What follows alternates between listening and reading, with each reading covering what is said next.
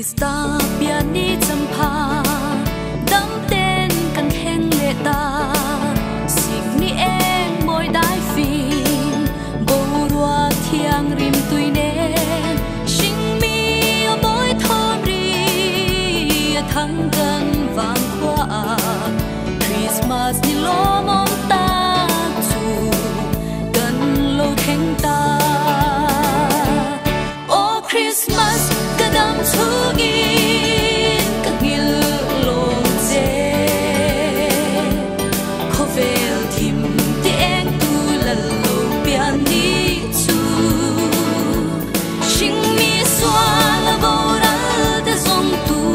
ra khovel chan dam tu lo pian ni chu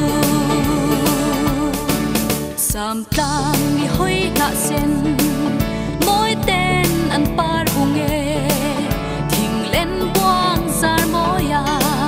sirva tem sai sa e thir veli la len kol a moi van thum pol ne gan chan dam tu kut chwa ka varo pui em Oh Christmas kadam chugi kagil long je khovel thim ti eng tu lal lo pian ni chu sing mi swa la bora de zong tu ra khovel chan dam tu lo pian ni chu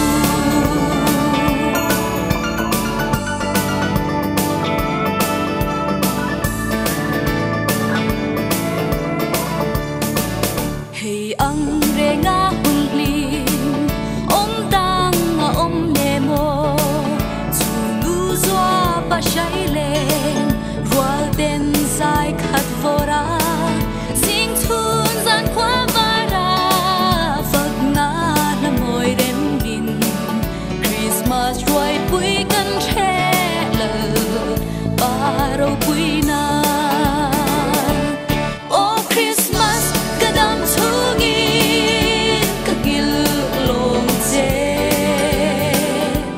khovel thim ti eng tu lal lo pian ni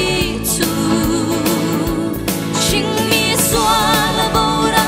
de zong tu ra khovel chan dam tu lo pian ni chu he tiang mangai tu lal dang reng an piang to long amanun na hlanin galri a in pe a kan nei ro thil zong le kan hu ni pe ve kang